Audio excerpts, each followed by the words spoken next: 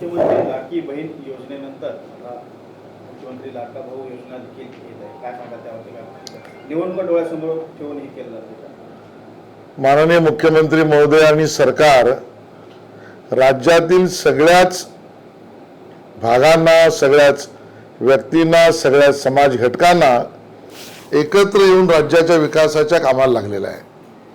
आणि म्हणून मुख्यमंत्री लाडकी बहीण योजनेनंतर लाडका भाऊ योजनेमध्ये कौशल्य विकास या विषयाला प्राधान्य देऊन प्रशिक्षण पण द्यायचंय आणि बेरोजगारांना त्या ठिकाणी 10,000 रुपयापर्यंतची आर्थिक सहाय्य मिळेल या पद्धतीचा कार्यक्रम सुद्धा ठरवलेला आहे.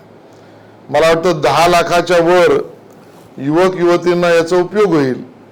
आपलं प्रशिक्षण करताना, कौशल्य विकास करताना बरोबरीने या मदतीमुळे, या आर्थिक सहाय्यामुळे, या मिळणाऱ्या त्यांच्या अधिकारामुळे त्यांच्या कुटुंबाला सुद्धा सुखाचे दिवस येतील. आणि म्हणून या योजनेचं आम्ही स्वागत या ठिकाणी करतो. रात्र निवडणुकीच्या विषयावर विरोधक तर बोलतीलच, पण निवडणुका येतात आणि जातात, पण समाज घटकांचा विचार करण्याची संधी केवळ 2.5 वर्षामध्ये सर्व पद्धतीच्या, मग शेतकऱ्यांपासून, माता भगिनींपासून, आमच्या युवकांपर्यंत या सगळ्याचा विचार एकनाथ शिंदेजी, देवेंद्रजी आणि अजितदादा पवार यांच्या सरकारने केला आहे. मला वाटतं निवडणुकांच्या पराभवाची भीती विरोधकांना आहे. आम्ही करतो ते काम सबका साथ सबका विकास आहे. तीर्थस्थळ जे आहे हे घेण्यात आलं नाही, या संदर्भात अबू आझमी, रईस शेख अनेक जण जे आहेत हे सरकारवरती आरोप करतात की हा दुजाभाव आहे. मला वाटतं GR1 निघालाय, अजून GR निघू शकतात. अद्याप असं कुठलं GR निघालेला नाही. याचं उत्तर माननीय मुख्यमंत्र्यांचंच कार्यालय देऊ शकेल.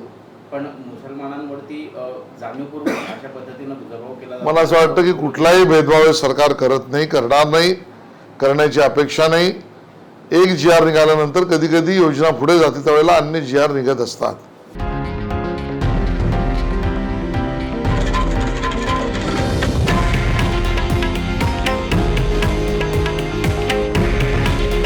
हे आहे देशातील नंबर 1 न्यूज नेटवर्क आणि आपण पाहत आहात TV9 मराठी. काळजी तुमची, हित महाराष्ट्राचं.